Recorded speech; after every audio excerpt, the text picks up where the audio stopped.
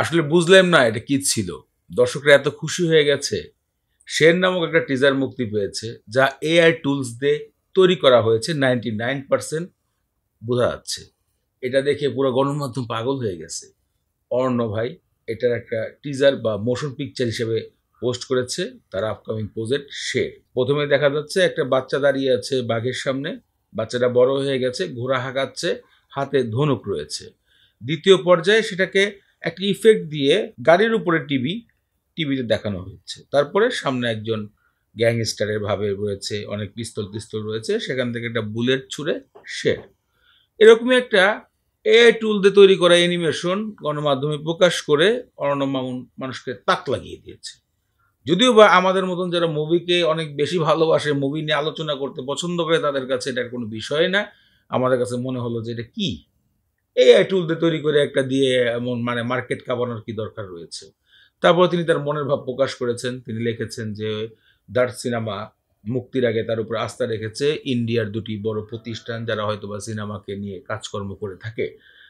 মূল কথা হচ্ছে যে হ্যাঁ, তিনি একটা অ্যানাউন্সমেন্ট দিয়েছে, একটা ডিক্লেয়ার দিয়েছে যে তার নতুন সিনেমা আসছে শের। আমার মনে হয় প্রথম যে ৩টা পিকচার ইউজ করছে, ওটা না ইউজ করে যে গুলি বের হলো এবং শের লেখাটা উঠলো,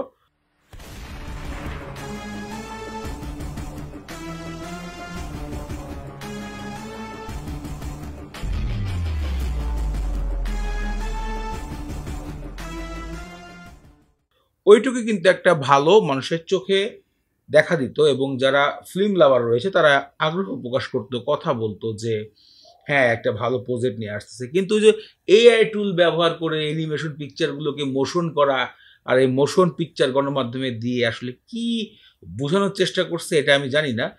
কারণ এখানে যেসব গ্রাফিক্স দেখা যাচ্ছে সেগুলো তো আর সিনেমার সাথে হবে না। সিনেমায় কি এরকম বাচ্চা একটা রবিনহুড, এগুলো আসলে আমার কাছে পুরো হাস্যকর লেগেছে। ওভারঅল ঘটনাটা হবে কোনো বাঘকে ঘিরে কিনা তাও জানি না। কিন্তু আমার কাছে এই মোশন পিকচারটা মনে হয়েছে কোনো একটা অ্যানিমেশনের জন্য প্রমোশন হচ্ছে, যে আর সামনে একটা অ্যানিমেশন সিনেমা আসতেছে।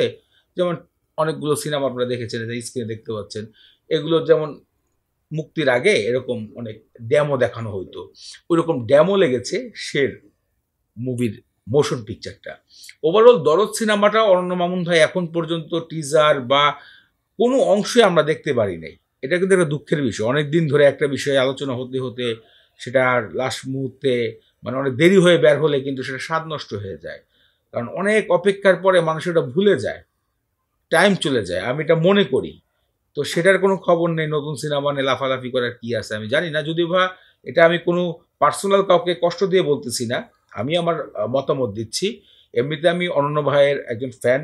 তিনি যে দার সিনেমাটা শাহিদ খানকে প্রমোশন করেছে, তৈরি করেছে, শাহিদ খানকে দিয়ে তৈরি করেছে, ইন্ডিয়ান নায়িকাকে তিনি এনেছে, এই কাজগুলো আমার খুব ভালো লেগেছে। তিনি তার কথা রেখেছে। তবে এই সাম্প্রতিক সময় মুক্তি দেওয়া মোশন পিকচারটি শেরের আমার কাছে মোটেই ভালো লাগেনি।